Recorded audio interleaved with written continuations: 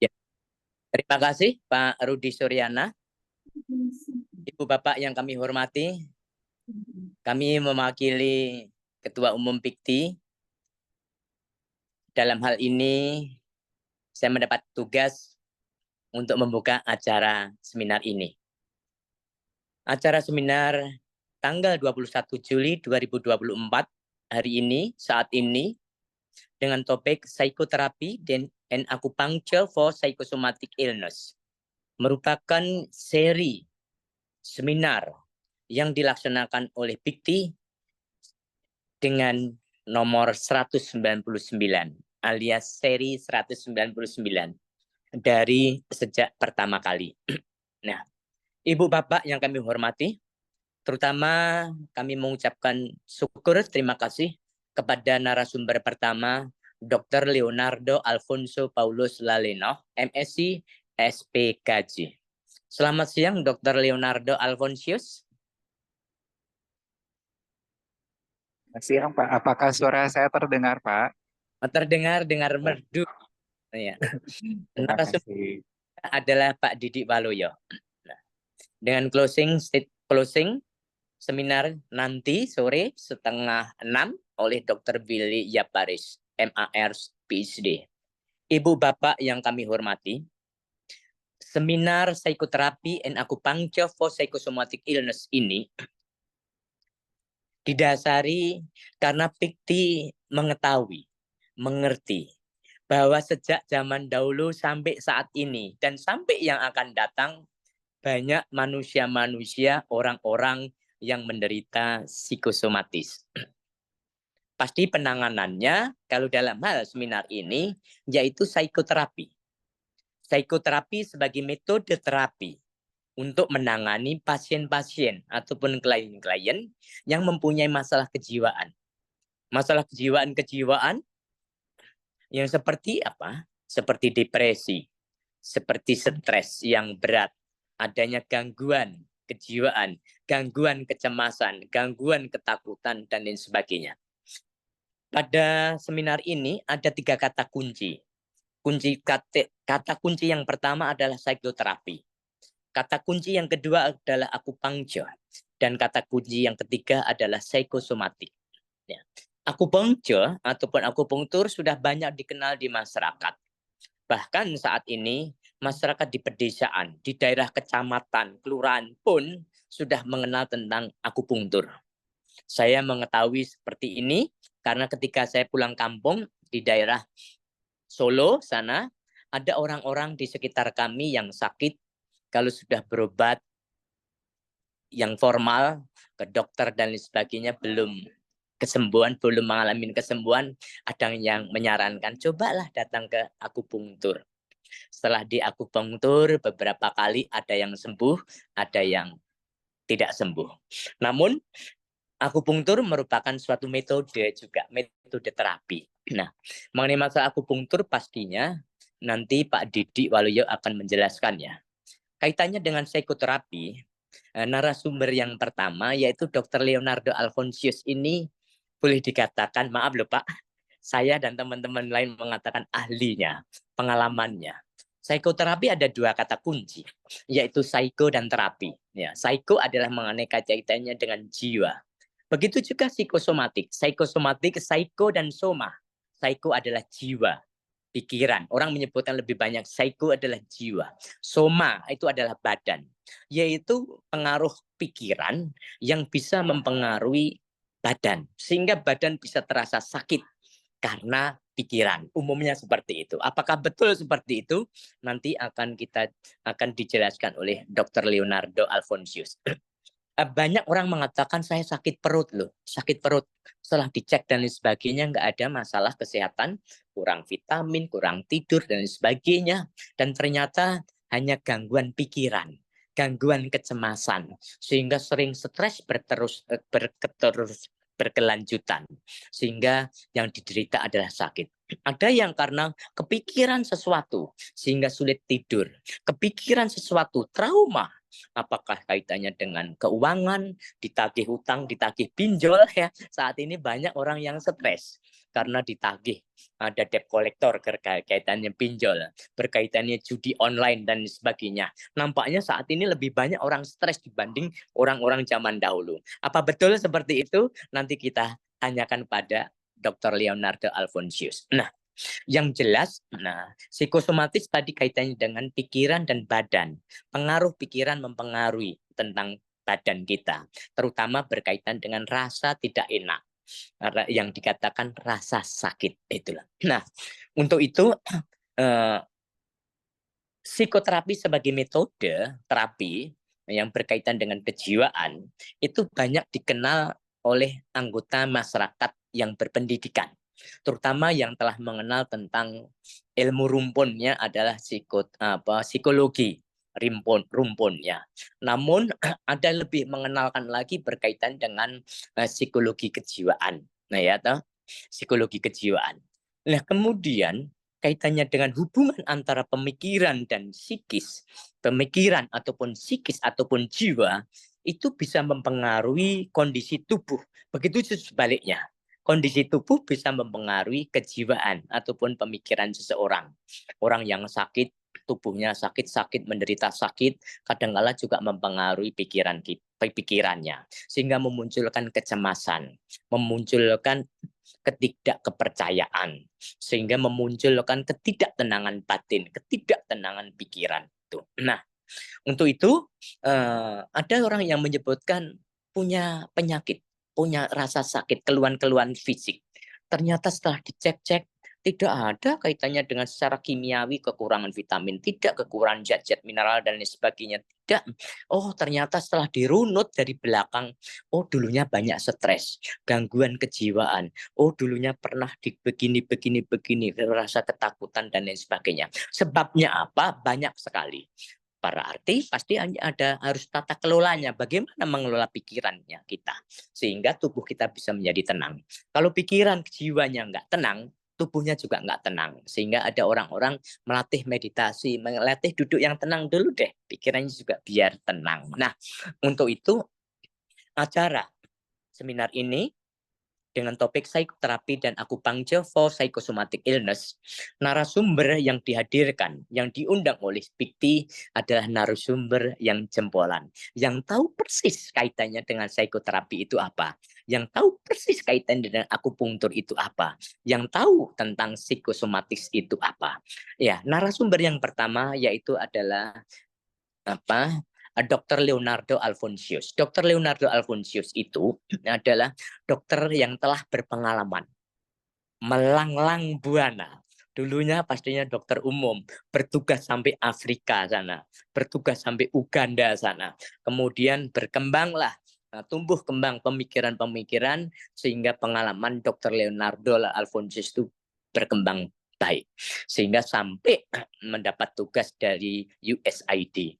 Yang jelas Dr. Leonardo Alfonsius itu adalah dokter dan spesialis kejiwaan. Sangat tepat Pikti menghadirkan Bapak Leonardo Alfonsius. Mari tepuk tangan dengan Bapak Leonardo. Nah, narasumber yang kedua yaitu Pak Didik Waluyo. Pak Didik Waluyo itu seorang yang ahli khususnya kaitannya dengan tuina. Di samping tuina, dia juga cukup banyak mengetahui tentang akupunktur. Saat ini saya mendengar kabar Pak Didik ini ada di Amerika. Ya, betul ya Pak Didik di Amerika. Halo Pak Didik, apa kabar? Baik, Nah, di negara mana Pak Didik? saya ada di Kanada, Toronto. Oh, ada di Kanada, Toronto. Wah, sudah berapa hari Pak di Kanada? Sudah 1 bulan. Wah, sudah 1 bulan. Terima kasih Pak Terima Didik. kasih. Toronto, Kanada, Toronto di Amerika pun masih berkesempatan menjadi narasumber untuk Pikti. Memang jiwa Pak Didik adalah jiwa pelayanannya. Kalau Pak Didik ada di Kanada 1 bulan, masih ingat bahasa Indonesia ya Pak ya? Wow, masih sangat cinta Indonesia kok. Kalau Orang Pak Didik, Indonesia. kalau Pak Didik 1 bulan di Toronto, saya baru kemarin ke toko Kanada yang ada di Jalan Mati Pak. Iya. Oke. Nah, Oke, terima kasih Pak Didi. Oleh Pak Dr. Leonardo Alfonsius itu tolong nanti dalam menjelaskan pengalaman-pengalamannya di Uganda kayak apa, USAID kayak apa, dan terutama kami mengharapkan Pak Dr. Leonardo sama Pak Didi nanti berkenan untuk memberikan tips-tips ataupun trik ataupun tip yang bagaimana caranya sehingga peserta yang hadir ini bisa memperoleh manfaat yang besar dari apa yang disampaikan Pak Leonardo. Karena kata pepatah, sebaik-baik orang adalah orang yang bermanfaat. Pastinya Dr. Leonardo dan Pak Didi Waluyo sangat bermanfaat di PIKTI. Saya harapkan di akhir nanti bisa memberikan tips bagaimana caranya menenangkan jiwa, menenangkan pikiran, sehingga bisa jauh dari psikosomatis itu. Nah, untuk itu kami harapkan para peserta seminar PIKTI ini tolong untuk sadar penuh mindfulness tubuh dan jiwa fokus pada seminar ini. Apalagi nanti pada saat narasumber menyampaikan paparannya, tolong kita semuanya fokus apa yang disampaikan. Bukan saja fokus pada apa yang disampaikan, termasuk fokus pada wajahnya, tangannya, gerak-gerik gesturnya narasumber. Karena gerak-gerik narasumber dan sebagainya itu akan mengikuti apa yang disampaikan itu. Nah, untuk itu dengan resmi seminar PIKTI yang ke-199 dengan topik psikoterapi and acupuncture for psychosomatic illness resmi saya buka. Salam sehat sejahtera. Saya kembalikan kepada Bapak Rudi Suryana sebagai moderator. Baik, terima kasih banyak Ki Dr. Narto, ya luar biasa. Kita belum apa-apa sudah diberikan kehangatan lewat opening speech-nya Ki Narto. Jadi kita lebih jelas mau kemana seminar kita di kesempatan sore yang berbahagia ini. Bapak Ibu sekalian, seperti tadi disampaikan oleh Ki Dr. Sunarto, bahwa hari ini ada dua pembicara kompeten tentunya ya. Dan nanti masing-masing pembicara akan menyampaikan paparannya selama 40 menit, 45 menit, dan setelah itu akan ada jeda.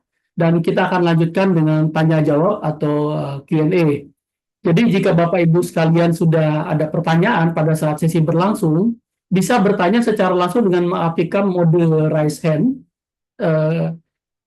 atau juga bisa dituliskan dalam kolom chat dengan menuliskan nama dan ditujukan untuk pembicara ke-1 atau kedua.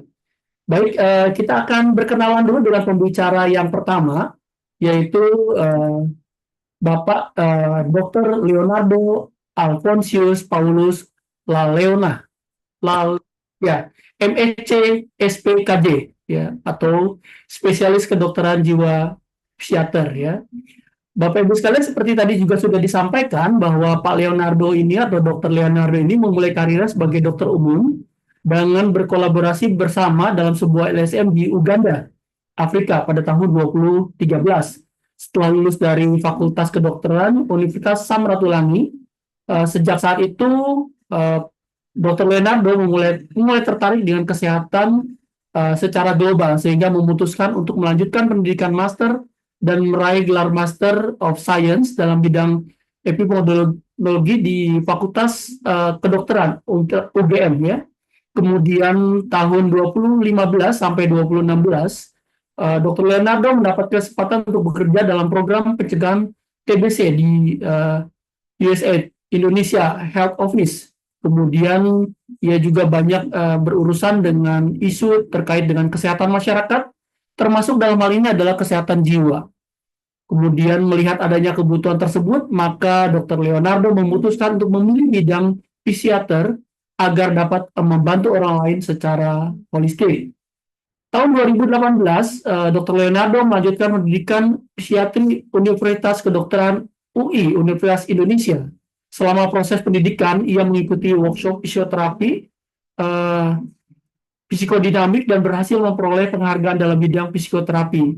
Dr. Leonardo menangani berbagai kasus yang membutuhkan pendekatan psikoterapi intensif, seperti depresi, bipolar, gangguan kepribadian, borderline dan narsistik serta gender dysphoria.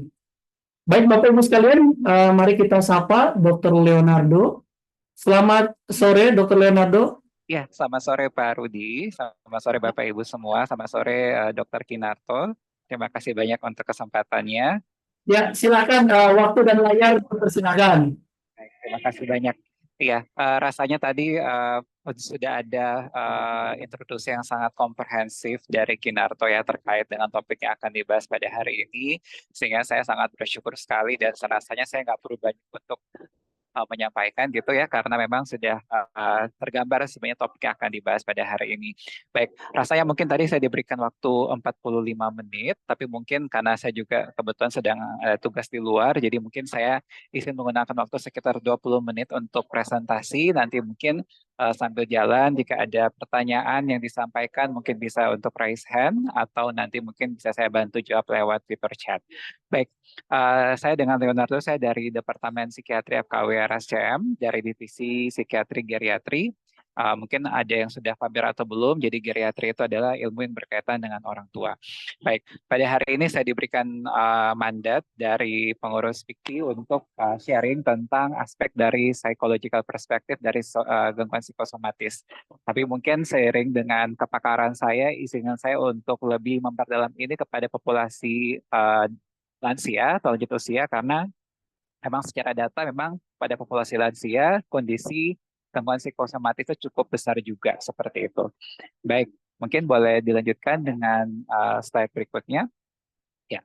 Nah, mungkin pada hari ini kita akan melihat Bapak dan Ibu yang saya hormati tentang elderly world ya. Jadi tentang dunia orang tua yang mungkin ada Bapak Ibu juga yang sudah masuk usia lanjut usia atau juga kita memiliki keluarga yang juga masuk populasi lanjut usia gitu ya. Atau kita juga adalah caregiver orang-orang dengan lanjut usia seperti itu. Dan mungkin terkadang tidak jarang kita juga diperhadapkan dengan situasi-situasi di mana kita juga membantu mereka gitu ya. Baik dalam hal secara sosial, ya maaf mungkin boleh kembali lagi ke ya. Baik secara sosial maupun terhadap juga secara finansial misalnya atau bahkan juga terkait dengan kondisi medisnya seperti itu. Dan tidak jarang mungkin anggota keluarga kita juga datang atau mengeluhkan kepada kita dengan kondisi-kondisi fisik yang rasanya berulang-ulang terus ya mengkemang gitu atau nyeri gitu ya atau pusing gitu ya. Tapi mungkin sudah kita temani gitu ya, dampingi untuk ke dokter penyakit dalam atau mungkin dokter spesialis yang lain gitu. Tapi kok tidak ada yang terlalu spesifik gitu ya. Nah, disinilah kemudian menjadi clue kepada kita bahwa mungkin sebenarnya ada hal-hal yang mungkin bagi kita tuh tidak tercapture seperti itu. Ada data-data atau ada kondisi-kondisi dari populasi lanjut usia yang terkadang mungkin kita melihat, mungkin apalagi dengan teknologi kedokteran saat ini, kita banyak mengandalkan pemeriksaan diagnostik gitu ya, misalnya dengan pemeriksaan lab gitu ya, atau pemeriksaan radiografi gitu ya, atau ronsen gitu ya. Dan terkadang tidak semua aspek-aspek yang disampaikan itu tercapture dengan pemeriksaan-pemeriksaan tersebut. Sehingga memang kita perlu melihat lebih jauh ketika anggota keluarga kita atau mungkin diri kita sendiri gitu ya, yang mungkin masih usia produktif, mungkin kita mengalami suatu kondisi-kondisi yang kita rasa seperti fisik gitu ya, rasanya kok berasa di badan, tapi rasanya kok tidak tidak didapatkan diagnosis yang adekuat seperti itu. Nanti kita akan lihat seperti apa sebenarnya gangguan psikosomatis ini. Ya, kita boleh next slide. Ya, jadi pada hari ini mungkin kita akan melihat kurang lebih ada 3-4 aspek dari gangguan psikosomatik. Yang pertama mungkin kita melihat tentunya aspek dari psikologis dari kondisi psikosomatis ini, terutama berkaitan dengan populasi lanjut usia. Kemudian tentunya apa yang terjadi dengan populasi lanjut usia dan mungkin itu bisa kita relate juga dengan kita di usia produktif atau usia-usia yang mungkin sedang berkembang. Dan tentunya kita melihat juga aspek-aspek kultural serta kita melihat sebenarnya pendekatan-pendekatan yang apa yang bisa diberikan. Mungkin tadi sudah disampaikan di awal bahwa kita akan sedikit membahas tentang aspek dari psikoterapi, tapi mungkin dalam hal ini saya akan lebih memberikan perspektif sebenarnya kalau psikoterapi mungkin itu memang ranah yang sangat subspesialistik seperti itu, tapi mungkin lebih melihat sebenarnya ketika ada seorang dengan gangguan psikosomatis, sebenarnya apa yang terjadi dalam dirinya, dan kemudian apa peran seorang psikoterapis untuk membantu orang-orang atau pasien-pasien yang mengalami suatu gangguan atau kondisi psikosomatis. Baik, slide berikutnya. Ya, jadi mungkin saya mulai dengan studi ini ya, studi yang dilakukan di Turki oleh Oslup dan kawan-kawan gitu ya, yang membahas tentang kondisi atau angka kejadian atau prevalensi dari gangguan atau gejala psikologis pada populasi lanjut usia. Nah, ini memang satu hal yang terkadang kita mungkin terlewatkan atau terkadang kita kalau bahasa zaman now kita keskip gitu ya. Tapi justru dengan studi ini menunjukkan kepada saya pribadi ketika saya melakukan telah lebih lanjut bahwa ternyata memang kondisi-kondisi tadi yang disampaikan kondisi gangguan psikosomatis pada elderly itu mencapai 20%. Artinya kalau dari 10 orang atau ya 10 orang populasi lanjut usia yang ada di sekitar kita, kemungkinan 2 diantaranya adalah atau mengalami suatu kondisi psikosomatis. Ya tadi sudah disampaikan ya kondisi psikosomatis berkaitan dengan gejala psikologis yang termanifestasi dalam gejala-gejala fisik. Nah, studi yang dilakukan oleh Oslup ini menunjukkan bahwa gejala-gejala psikologis itu ternyata muncul pada hampir 33% populasi lanjut usia. Jadi di sini lebih ditekankan bahwa gejala-gejala psikologis itu bisa berkaitan dengan gejala depresi atau gejala-gejala yang lain. Nah, dari 33% tersebut dilaporkan sebagian besar yang muncul adalah gejala-gejala depresi, dan ada kecenderungan gangguan obsesif kompulsif pada lebih dari 25%. Akan tetapi dari selain kedua gejala tadi, dilaporkan sebanyak 13,4% adalah gejala-gejala somatisasi, artinya gejala-gejala berkaitan dengan keluhan fisik seperti itu. Dan kondisi-kondisi itu yang terkadang itu datang ke kami atau justru datang ke dokter-dokter yang lain yang akhirnya setelah dilakukan telah lebih lanjut dan ketika tidak ditemukan suatu temuan yang signifikan maka akan di-refer ke kami. Nah, selain itu dikatakan bahwa dari studi ini kejadian anxiety atau kecemasan itu hampir 7%. Nah, gangguan kecemasan dan gangguan somatisasi ini suatu kondisi yang saling berhubungan erat dan saling mempengaruhi, terutama pada populasi lanjut usia seperti itu. Nah, sehingga dalam studi ini menunjukkan atau memberikan suatu gambaran kepada kita bahwa memang kalau mungkin sama ini kita berpikir bahwa gangguan-gangguan psikologis gitu ya, atau gangguan-gangguan psikiatri itu mungkin melulu hanya didapatkan atau dialami oleh populasi-populasi usia produktif. Akan tetapi dari paparan ini justru menunjukkan kepada kita bahwa hal itu bisa terjadi bahkan pada usia-usia lanjut usia. Ya, next. Ya, ini adalah studi yang dilakukan, masih dari studi yang sama dilakukan pengelompokan berdasarkan jenis kelamin antara laki-laki dan perempuan. Dan di sini memang kita lihat untuk gangguan somatisasi itu cukup besar ya, walaupun mungkin bukan yang tertinggi, karena yang pertama adalah depresi, kemudian yang kedua adalah gangguan-gangguan tambahan, serta kemudian gangguan obsesif. Namun di sini bisa kita lihat yang mau saya highlight adalah proporsi antara laki-laki dan perempuan gitu ya. Awalnya saya berpikir bahwa mungkin perempuan lebih banyak gitu ya. Betul bahwa di sini 15,5% dibandingkan 11%. Akan tetapi ketika melihat proporsi antara laki-laki dan perempuan yang kurang lebih tidak terlalu jauh berbeda gitu ya. Ini kan 11% dan 15,5%. Saya melihat atau tabel ini memberikan suatu informasi kepada kita bahwa gangguan somatisasi itu bisa terjadi pada kelompok laki-laki maupun perempuan gitu ya. Kalau sehingga mungkin saat ini kita tidak lagi melihat oh ya cenderung pada perempuan. Tapi kalau pada studi ini menunjukkan bahwa angka kejadiannya baik untuk laki-laki maupun perempuan cenderung sama. Ya, boleh dilanjutkan. Ya, ini adalah suatu gambaran secara psikologis dari seseorang gitu ya. Sejak seorang itu lahir sampai kemudian seorang itu menjadi dewasa, bahkan menjadi populasi lanjut usia, dia akan terpapar dengan berbagai situasi up and down gitu ya. Akan ada faktor-faktor yang meningkatkan kualitas hidup seseorang atau meningkatkan kondisi psikologis seseorang, tapi juga akan ada situasi-situasi yang berkaitan atau bisa mengurangi kualitas kehidupan atau kondisi psikologi seseorang.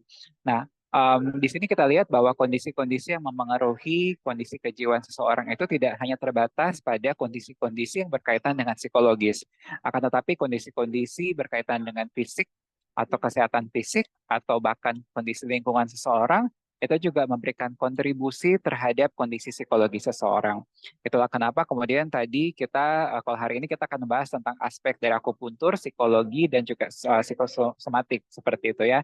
Tapi kami dalam bidang psikiatrik kita memiliki 3 aspek, yaitu aspek biopsikososial yang merepresentasikan kondisi seseorang. Saya ingin mengajak kita untuk sedikit melihat ke sebelah kanan dari gambar ini, terutama untuk kondisi pada orang lanjut usia.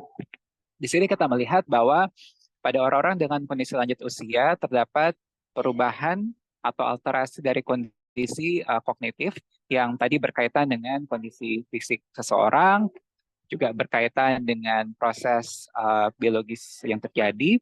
Namun sebenarnya dari sini kita melihat, terutama untuk populasi lanjut usia yang sudah memasuki usia pensiun, sebenarnya ada beberapa faktor yang dapat meningkatkan kondisi kesehatan seseorang, yaitu berkaitan dengan aktivitas fisik, kemudian kondisi mental, kemudian juga aktivitas sosial gitu ya, yang bersifat stimulatif, dan juga pemberian obat-obatan yang diberikan yang berkaitan dengan kondisi medis seseorang maupun juga berkaitan dengan dietary.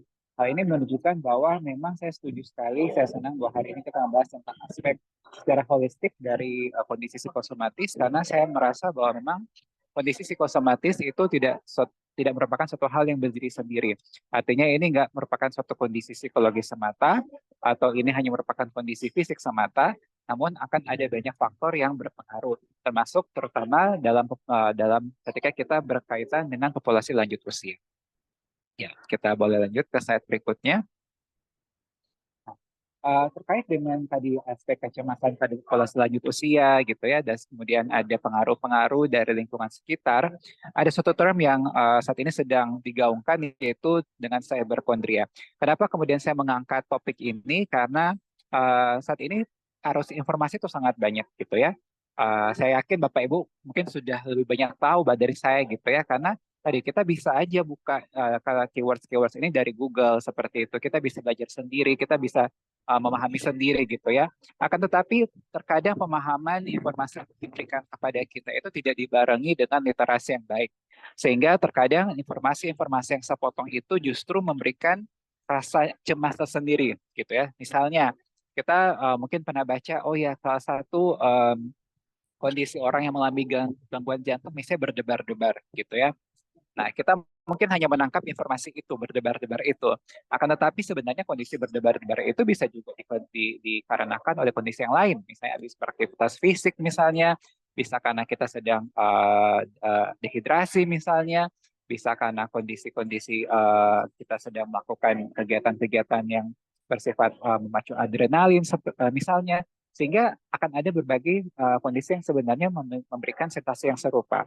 Akan tetapi karena kita mungkin tidak dibarengi dengan informasi yang adekuat, edukasi yang cukup komprehensif, sehingga semua gejala yang berkaitan dengan itu kita kaitkan dengan, oh jangan-jangan aku gangguan jantung nih, gitu. Jangan-jangan aku serangan jantung, jangan-jangan aku ntar lagi harus dibawa ke rumah sakit, seperti itu.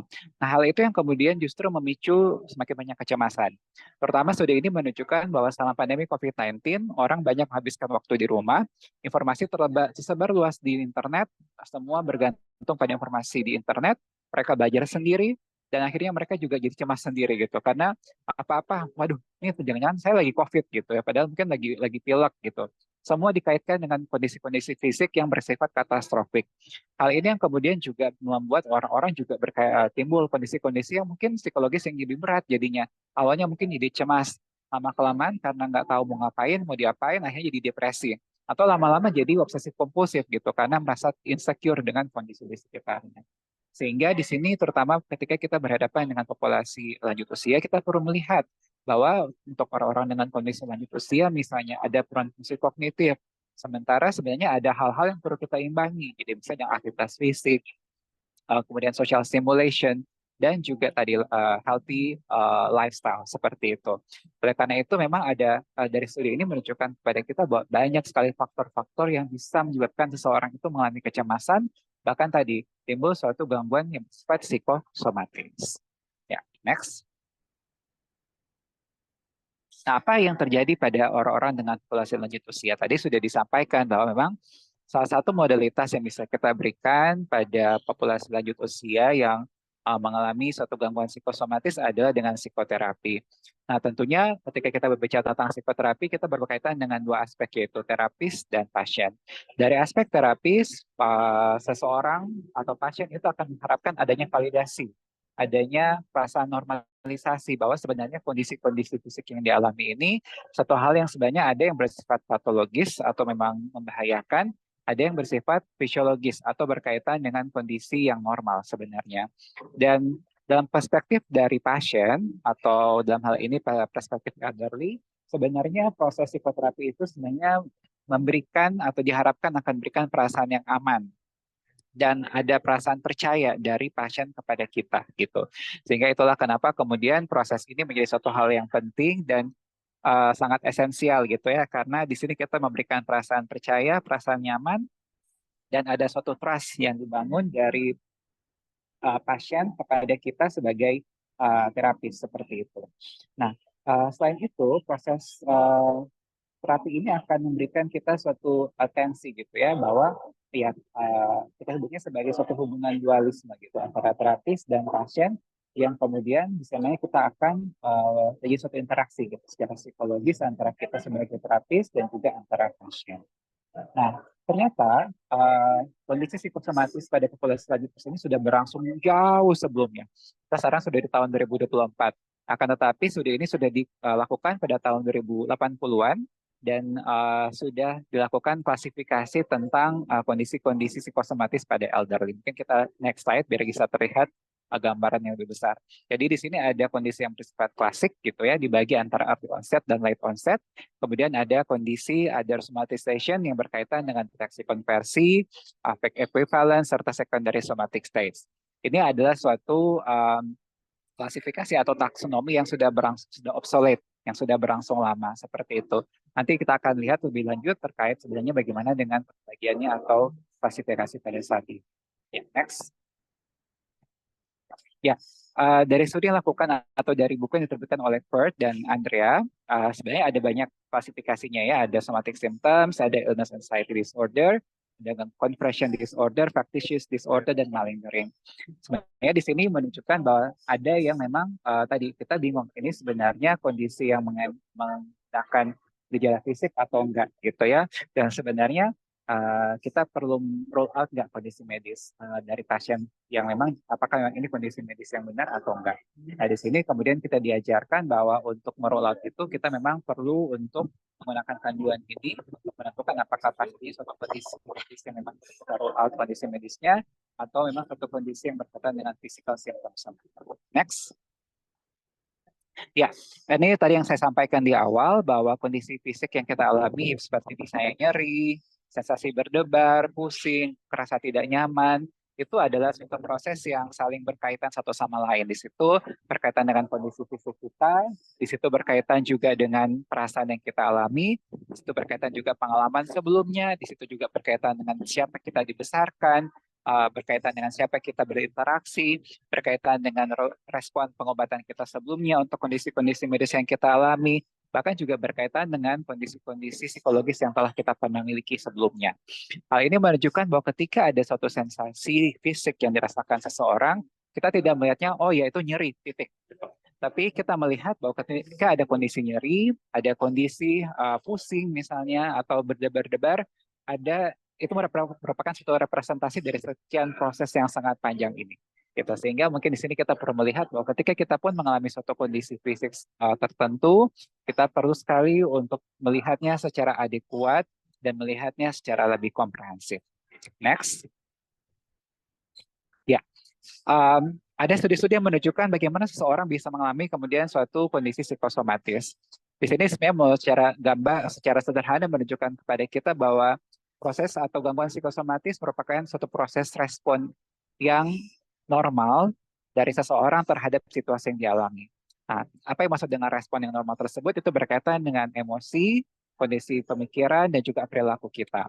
Akan tetapi ketika seseorang tidak mampu untuk berespons secara adaptif terhadap situasi tersebut, maka kemudian timbullah suatu kondisi yang kita sebut sebagai psikopatologi atau kondisi-kondisi yang dimana secara psikologis bisa memberikan gangguan-gangguan yang berkaitan. Misalnya tadi ada kondisi depresi, ada kondisi kecemasan, atau ada tadi gangguan konversi, yang kemudian ini bisa pada kondisi yang sangat ekstrim dapat mempengaruhi keseharian atau fungsi kehidupan seseorang. Oleh karena itu, di sini kita melihat bahwa psikopatologi merupakan atau gangguan kecemasan atau konversi atau misalnya psikosomatis merupakan suatu hal yang kalau kita lihat mungkin orang-orang yang mengalami atau kita yang pernah mengalami itu suatu hal yang debilitating gitu ya. Jadi dia nggak bisa melakukan fungsi sehari-hari karena tadi dia kepikiran terus gitu ya, dan akhirnya dia nggak bisa berespon dengan adekuat terhadap situasi yang dihadapi orang-orang di sekitarnya seperti itu. Oleh karena itu kita perlu melihat bahwa ketika seseorang mengalami psikosomatis, maka seseorang itu perlu untuk ditingkatkan kemampuan copingnya yang akan didapatkan sama proses psikoterapi. Next. Ya, terkait dengan psikosomatis, ekspresi orang terkait dengan psikosomatis itu sangat beragam seperti itu ya. Mungkin kalau di Jawa itu sifatnya kemeng-kemeng gitu ya, atau mungkin kalau di daerah tertentu punya term yang lain. Nah, studi ini menunjukkan bahwa bahkan untuk setiap negara itu punya terms untuk merepresentasikan gangguan psikosomatis. Kenapa? Karena gangguan psikosomatis itu satu hal yang sangat-sangat personal gitu ya. Kalau misalnya kita membahas tentang tekanan darah tinggi misalnya, kita sudah punya guidelines, kita punya measurement atau patokan kalau tekanan darah sekian, maka darah tinggi gitu. Atau misalnya kalau kadar gula darah seseorang sekian, maka kemudian dikatakan toleransi glukosanya terganggu atau mungkin sudah masuk ke kriteria untuk diabetes mellitus tipe 2. Akan tetapi personal experience itu akan membuat seseorang bisa menggambarkan kondisinya tuh lebih abstrak gitu ya. Contoh misalnya di sini environmental disease. Kita nggak bisa menggambarkan apa yang maksud dengan environmental disease gitu ya. Apakah ini nyeri, apakah ini suatu deg-degan, apakah ini pusing atau seperti apa. Tapi justru ini merupakan suatu konsep yang lebih abstrak. Dan ini menggambarkan bahwa terkadang orang-orang dengan kondisi gangguan psikosomatis juga menggambarkan kondisinya secara abstrak. Next. Ya, dan ini mungkin sekedar pengingat buat kita bahwa kondisi somatis juga dapat dibarengi dengan kondisi-kondisi depresi. Dan terkadang orang-orang yang mengalami depresi itu melakukan atau menunjukkan amplifikasi. Jadi terkadang dia exaggerating gitu kondisi-kondisi yang dialaminya saat ini gitu, sehingga itu yang membuat kemudian perasaan atau sensasi dari gangguan psikosomatik itu semakin merasa. Itu yang kemudian terkadang kita ketika ada seseorang dengan kecemasan atau orang-orang dengan gangguan depresi, ketika dia kemudian mengalami satu gangguan fisik itu akan lebih berasa, gitu ya. Karena pada orang-orang dengan gangguan depresi akan terjadi satu amplifikasi seperti itu, dan kemudian ini akan membuat dia juga ada aspek-aspek yang bersifat subjektif dari orang tersebut yang akan membuat dia bisa mendeskripsikan atau bahkan mereduksi ekspresi dari gangguan psikiatris atau kondisi psikologis yang dialami. Next. Ya, tadi sudah digambarkan tentang aspek biopsikososial. Intinya bahwa ketika kita membahas tentang aspek gangguan psikosomatis, maka tidak akan lepas dari aspek-aspek psikososial serta kondisi-kondisi yang membuat orang itu rentan untuk mengalami satu gangguan kejiwaan. Ada kondisi-kondisi atau situasi-situasi yang membuat orang akhirnya mudah untuk mengalami gangguan kejiwaan, serta ada situasi-situasi yang membuat orang akhirnya cukup kuat untuk bertahan dengan situasi-situasi tersebut. Hal yang kedua adalah kondisi psikosomatis merupakan suatu proses yang sangat-sangat personal. Artinya kondisi ini mungkin ketika kita lakukan pemeriksaan antara satu orang dengan orang yang lain, itu akan berbeda. Kemudian diperlukan suatu asesmen yang lebih adekuat untuk membantu kita bisa memberikan tata laksana yang lebih komprehensif. Dan berikutnya adalah perlu integrasi dari kondisi psikologis yang adekuat, melibatkan tadi kombinasi dari tenaga kesehatan dari psikologis atau psikiatri maupun juga dari tenaga kesehatan fisik. Dan yang terakhir adalah kolaborasi seperti hari ini yang juga memampukan kita untuk melihat kondisi pasien secara lebih komprehensif. Next. Dan di Indonesia sendiri ada suatu guidelines yang diterbitkan oleh WHO untuk membantu kita bisa memberikan tata laksana yang lebih komprehensif, yaitu ICOP. Dan di sini melibatkan disiplin dari penyakit dalam, psikiatri, neurologi, dan ini bisa dilakukan dalam setting tenaga kesehatan primer. Next. Ya, sebagai kesimpulan bahwa pasien terkadang mengeluhkan kondisi fisiknya ke physician, gitu ya. Jadi terkadang karena gejala yang dirasakan itu terutama berkaitan dengan kondisi fisik, sehingga terkadang mereka datang pertama kali itu ke dokter karena deg-degan atau nyeri, sehingga disinilah kita perlu upaya kolaborasi untuk bisa merencanakan tata laksana yang adekuat untuk pasien-pasien yang kita bantu. Yang kedua adalah kita perlu untuk melihat adanya concern yang berlebihan dari pasien terkait dengan kondisi fisiknya, dan disinilah kita perlu tenangkan pasien. Yang ketiga adalah adanya perilaku-perilaku yang atau pikiran-pikiran yang bisa mengaruhi perilaku pasien, yang juga bisa mengaruhi cara kita untuk melakukan assessment, bahkan juga mempengaruhi pasien untuk bisa mendapatkan treatment yang adekuat. Dan yang keempat adalah tentunya patient-doctor relationship merupakan satu komponen yang fundamental untuk menjamin tata laksana adekuat pada pasien. Serta yang terakhir adalah tentunya kita dalam segala aspek kita tidak memberikan harm untuk pasien. Jadi menerapkan prinsip-prinsip dari medical ethics. Baik, ini saya rasa itu yang bisa saya sampaikan. Terima kasih banyak. Saya mohon maaf karena saya harus buru-buru, dan nanti untuk pertanyaan boleh disampaikan lewat chat, nanti saya bantu. Baik, saya kembalikan kepada Pak Rudi selaku moderator pada Pak Rudi. Baik, terima kasih banyak atas paparannya Bapak Dr. Leonardo. Jadi nanti